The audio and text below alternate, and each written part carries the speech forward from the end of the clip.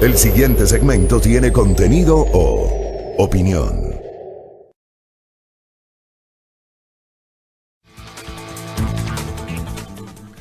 Muy bien, 6:24 de la mañana, gracias. Gracias por la sintonía, gracias por la compañía. Sé que todos están en casa, como tiene que ser. Algunos todavía están dormidos, otros hacen el esfuerzo por levantarse temprano para escuchar este espacio de noticias. En nuestra señal abierta, nuestra señal de radio, y también estamos transmitiendo por Facebook Live. Por televisión tenemos nuestra audiencia en Santo Domingo de los Áchilas. Abrazos a esa querida provincia donde tenemos tanta gente que nos quiere, que nos saluda. Así que muchos abrazos para Santo Domingo a través de Majestad Televisión. E igualmente, en otras latitudes de nuestra geografía, tienen la opción de la internet por www.radiomajestad.com y también por Facebook Live. Estamos generando esta transmisión. Quiero públicamente, como tiene que ser, agradecer el esfuerzo de la empresa privada, en este caso, representada por la empresa Pidaco. Son momentos muy complejos, son momentos duros que vive el país, son momentos en los cuales las inversiones publicitarias se han reducido al mínimo en todos los medios de comunicación y tiene lógica porque, claro, esta situación de emergencia nos ha golpeado a todos, ha golpeado la economía del país, ha golpeado nuestra economía familiar. El tema de los ingresos para quienes no tienen relación de dependencia laboral, que seguramente se dedican a actividades profesionales. Mucha gente ha tenido dificultades, muchos, por no decir todos, dificultades en el curso de estos 15 días. Y claro, los medios de comunicación evidentemente sustentamos nuestra economía, nuestra supervivencia, entre otras cosas, por la inversión publicitaria que realizan nuestros auspiciantes. En este caso, y por ello hago este preámbulo para agradecer a la empresa Pidaco porque sigue confiando en este espacio de noticias, sigue confiando en este medio de comunicación y ha tenido la gentileza pues de volver a permitirnos promover justamente una de sus marcas estrella, Café Buen Día, que auspicia nuevamente desde el día de hoy este espacio de noticias. Así que aprovecho la oportunidad, aquí tienen ustedes el frasquito, para invitarles nuevamente a que compren el café, adquieran Café Buen Día. De esa manera están ayudando a la empresa privada para que siga creciendo, siga siendo evidentemente país y obviamente siga teniendo la gentileza, la bondad de respaldar este ejercicio periodístico que se caracteriza por la pluralidad, por la diversidad, por la seriedad, por la rigurosidad, por la responsabilidad. Y eso no es inmodestia, es una realidad que no solamente la decimos en el discurso, sino que también la practicamos. Así que invitados todos a degustar de una deliciosa taza de Café Buen Día. Permítanme. Su taza, DJ. Ya la veo con su tacita de Café Buen Día. Muy bien, muy bien. Así que ya lo saben, cafecito Buen Día para esta mañana. Si está en la casa en este momento, baje a la cocina, prepárese un cafecito Buen Día bien cargadito y sigue escuchando nuestro espacio de noticias. Muchas gracias. Nos dicen que la transmisión está cortada. Creo que no tenemos problemas, ¿no? Tal vez es el internet de doña Ana María. Así que revise su internet, Ana María. Gracias de todas maneras por la alerta. Saludos a todos. A ver, hay algunas novedades para el día de hoy en el ámbito informativo.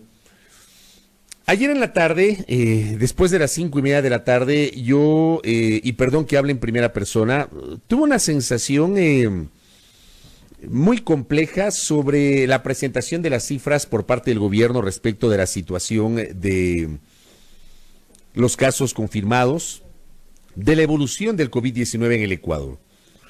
Y yo escribí en mi cuenta Twitter que posteaba las cifras oficiales porque es mi responsabilidad como periodista,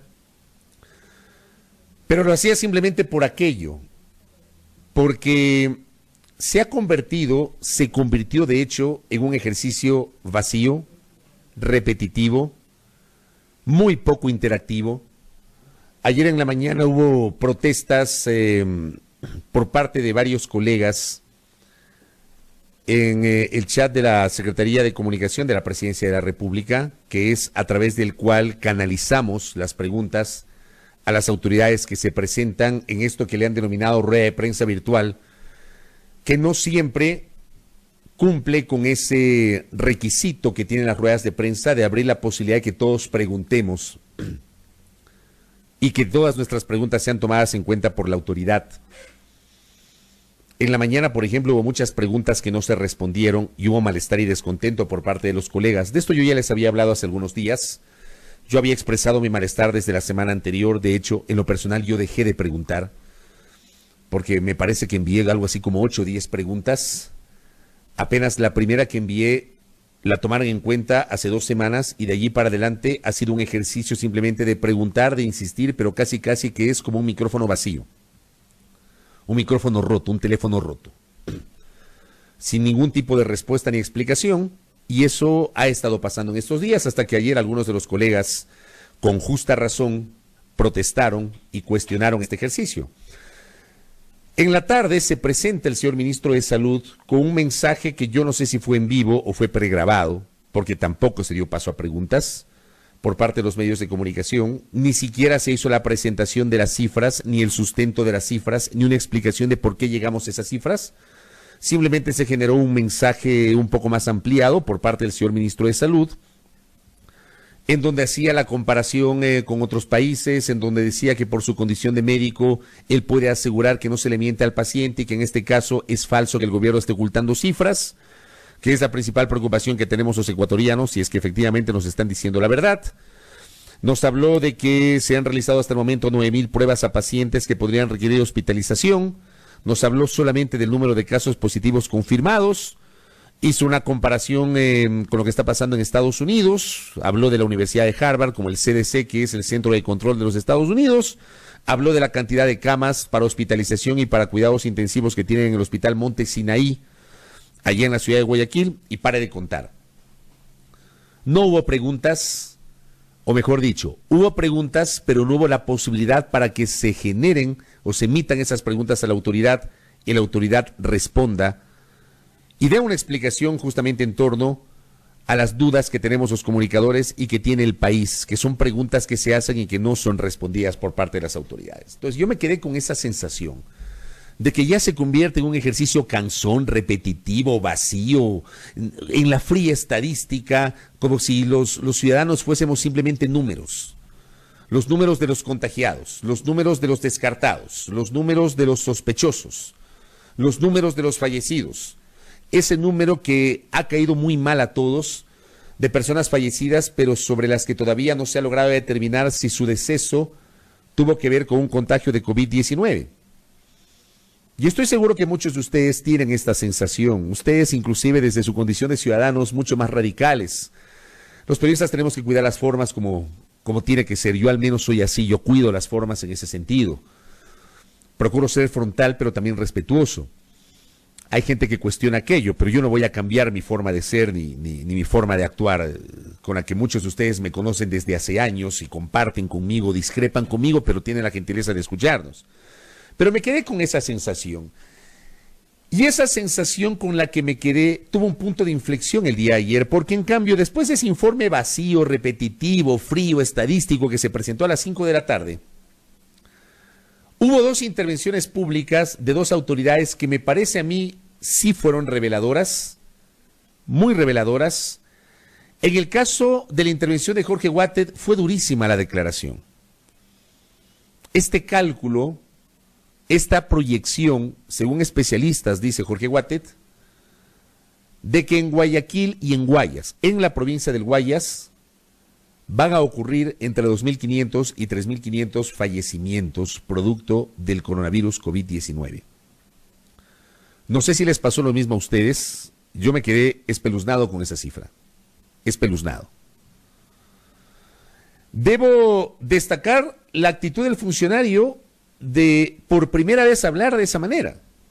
Creo que es lo que nosotros esperábamos como ciudadanos, que nos digan de frente qué es lo que está ocurriendo y cuál es la proyección. Digamos, eso quiero destacar como positivo. Pero por otra parte tengo una serie de dudas. ¿De dónde se hace esa proyección? ¿Cómo se llega a esa cifra de 2.500 a 3.500 personas fallecidas? ¿Cuáles son esos especialistas? ¿Son matemáticos? ¿Son médicos? ¿Cuál es el sustento de esa proyección? ¿Y por qué se llega justamente a ese número?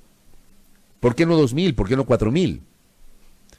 Creo que son explicaciones que en cambio no fueron parte de la declaración de prensa, de la declaración pública que emitió Jorge Wattet.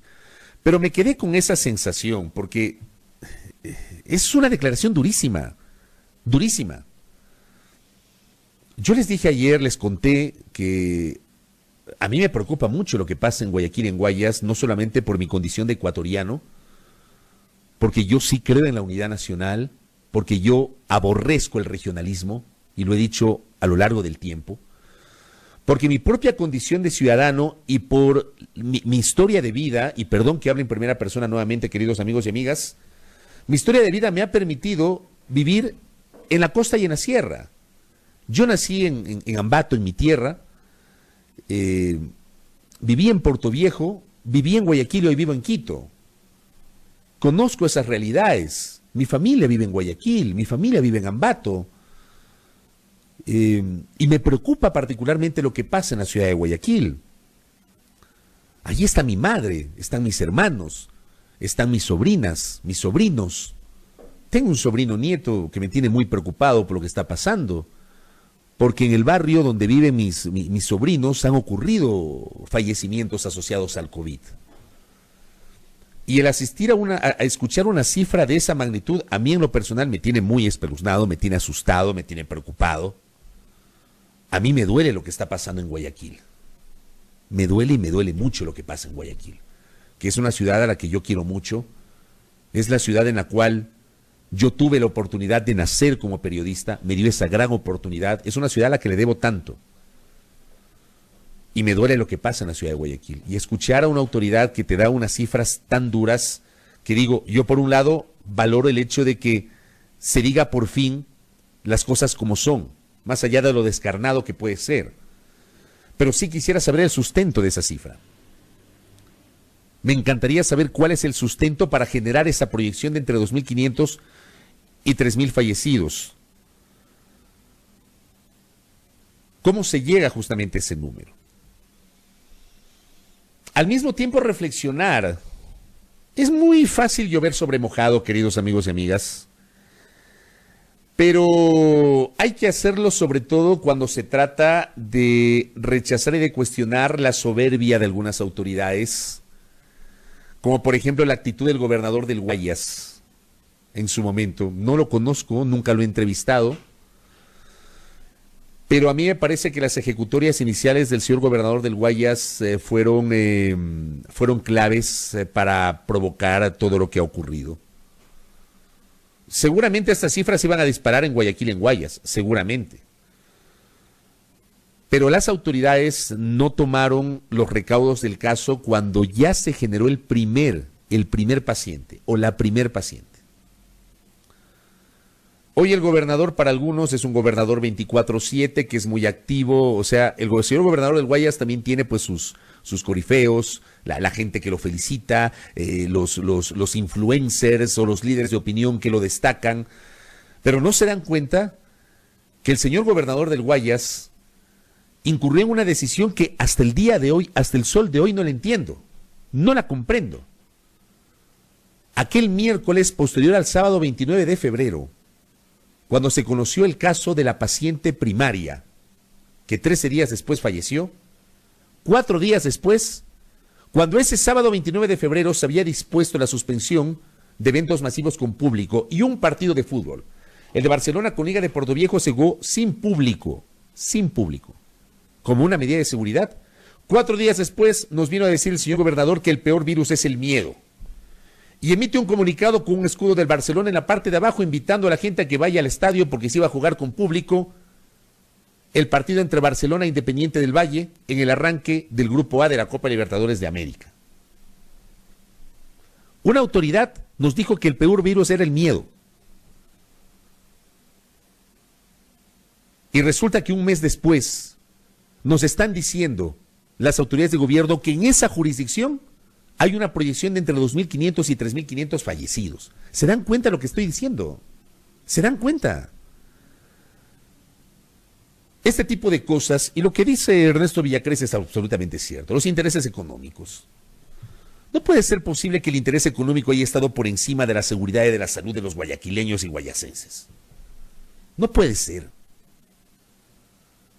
Digo, Barcelona, que es el equipo más popular de este país y el más rentable económicamente desde el punto de vista, lamentablemente Barcelona ha sido mal manejado a lo largo de los años, con presupuestos inflados, etcétera. Pero Barcelona ha sido una marca, y lo digo yo no soy barcelonista, pero es así, Barcelona es una marca. Si no iba público al estadio, que además el estadio ni siquiera se llenó, pero si no iba público al Estadio Monumental en aquel partido, no pasaba nada. Pero muy alegremente se nos dijo que el peor virus es el miedo, y había que ir al estadio a alentar al ídolo, que además perdió 0-3 frente a Independiente en aquel día. El resultado es para la anécdota simplemente, para matizar este comentario. Lo de fondo es que se lo tomó de manera muy deportiva, perdóneme, pero fue así, muy deportiva. Y yo asocio esto con la declaración del día de ayer de Jorge Watted, que a mí, insisto, a mí me tiene espeluznado. Estoy seguro que muchos de ustedes también. Sí me gustaría que en el curso de este día, o de estas horas, el propio Jorge Watted o el ministro de Salud o alguna autoridad explique al país el sustento justamente de esa proyección. Creo que es importante hacerlo. Yo no sé si esa proyección efectivamente se ajusta a la realidad, es así. Insisto, yo sí divido en dos mi comentario, mi visión sobre la declaración de Jorge Watted. Si es que es real, está bien que lo digan porque es lo que necesitamos los ciudadanos, que nos digan la verdad. Ayer, 3 autoridades, el ministro de Salud, el presidente de Ban Ecuador y la ministra de Gobierno, insistieron en que el gobierno no oculta cifras. Si esas son las cifras asociadas a una proyección, está bien que la digan. Está bien que la digan. Durísimo, pero está bien que nos lo digan. Para perder esa sensación de que no nos dicen la verdad. Pero por otra parte, el decir esa cifra tiene que ir acompañada de un sustento. De un sustento. ¿Cuál es el sustento técnico, científico, médico, matemático que basa esa proyección de entre 2.500 y 3.500 cifras? Sí me pongo a reflexionar en eso, queridos amigos y amigas. Digo, por un lado teníamos la declaración de Jorge Watted, que fue reveladora en ese sentido, y posteriormente la declaración que hace la ministra de Gobierno, María Paula Romo, en entrevista con el colega y amigo Milton Pérez en Teleamazonas. Creo que fue una entrevista muy valiosa desde el punto de vista informativo. El día de hoy vamos a conocer qué va a ocurrir después del domingo. Recuerden ustedes que hasta el domingo estaba vigente esta ampliación del aislamiento domiciliario y de la suspensión de la jornada laboral presencial. El día de hoy las autoridades nos van a decir qué va a pasar después del domingo. Está claro, sin embargo, que el país no va a recuperar la normalidad plenamente en el corto plazo. A mí me queda claro, por ejemplo, que cualquier cambio sobre las medidas de aislamiento y de suspensión de la jornada laboral presencial, en el caso de Guayas, se van a prolongar y se van a radicalizar. Lo de Guayas es una cosa tremenda, terrible. Lo de Guayaquil es terrible, es horroroso. Créanme, a mí me duele el corazón lo que está pasando en Guayaquil. A mí me duele el alma lo que pasa en Guayaquil. Y no tengo dudas que en Guayas y en Guayaquil se van a radicalizar las medidas de aislamiento. Hoy lo vamos a conocer, es apenas una opinión de lo que yo creo, de lo que yo preveo que va a pasar el día de hoy. Creo que en Pichincha vamos a tener todavía varios días más, en Quito fundamentalmente, varios días más de aislamiento, porque en Quito también los casos se han incrementado dramáticamente, no al nivel de Guayas, pero dramáticamente en la última semana. Pasamos de una cifra de 8 que tuvimos durante varios días a una cifra de 248. Y solamente en Quito tenemos 228 casos. Nos corresponderá efectivamente acogernos a unos días más de aislamiento. No sé si será una semana, 2 semanas, no tengo idea. El COE cantonal le ha propuesto al COE nacional que sea hasta el 17 de abril. Estamos hablando de 2 semanas. De eso se está hablando. Veamos qué pasa, qué se resuelve el día de hoy. María Paula Romo dijo, y me pareció revelador, que van a pasar muchos meses para que el país vuelva a recuperar la normalidad con la que lo conocimos hasta antes del 29 de febrero. Cito el 29 de febrero porque es el día en que se confirmó el primer caso de coronavirus COVID-19. Y peor aún, el 16 de marzo, cuando se emitió el estado de excepción por parte del presidente de la República. Van a tardar varios meses. En el corto plazo no se va a reanudar el libre tránsito en las carreteras, va a haber restricciones. El gobierno seguramente nos va a presentar algún tipo de decisión que tiene que ver con nuestro ingreso al trabajo, nuestra asistencia a las universidades, nuestra asistencia a escuelas y colegios. No nos vamos a recuperar en el corto plazo. Tendremos que adaptarnos. Así como estoy seguro que nos hemos adaptado hoy en nuestros hogares, con unas medidas de asepsia que probablemente ni ustedes ni yo las habíamos aplicado nunca. Seguramente, tanto ustedes cuanto quienes habla, estamos psicoseados y nos lavamos a cada rato las manos. Y vamos al supermercado y compramos alcohol y gel antibacterial. Y limpiamos nuestras chapas y dejamos los zapatos en la entrada, cosas que seguramente muchos no los hacíamos. Tal vez la mayoría no lo hacíamos. Hoy nos corresponde hacerlo. Ya nos quedamos con eso. Y obviamente tendremos que adaptarnos cuando se retome la jornada laboral presencial y nos corresponda justamente ir al trabajo. ¿Qué va a pasar con el sistema de transporte? ¿Cómo se lo va a hacer? El sector empresarial y el sector público tendrán que aprovechar esta oportunidad para comenzar a masificar el teletrabajo. El teletrabajo. Gracias, Néstor. Me dice Néstor, cuidado, nos hacen volver a la normalidad en Quito luego que la ministra dijera que podría hacerse de forma diferenciada. Yo no creo, Néstor, sinceramente no creo que esto ocurra en las siguientes 2 semanas al menos. Yo creo que aquí en Pichincha y en Quito la cosa va a seguir por lo menos 2 semanas y en Guayas no tengo idea cuánto tiempo más, porque lo de Guayas realmente es dramático. Digo, estos anuncios sí tuvieron contenido, sí tuvieron sustento, fueron más allá de la fría estadística, pero insisto, en el caso del que dijo el señor Jorge Guate, del presidente de Ban Ecuador, creo yo que faltó el sustento científico, estadístico, metodológico, técnico, médico, lo que sea, para saber cómo llegan a esa proyección de 2.500 a 3.500. Y veamos qué nos dice el gobierno el día de hoy. Vamos a ver. Tengamos paciencia y hagamos un juicio crítico sobre lo que nos cuenten el día de hoy las autoridades. Con base en eso, vamos a planificar nuestras vidas. Cuando pase todo esto, tendremos seguramente que partir de cero, en muchos de los casos. De eso vamos a hablar el día de hoy.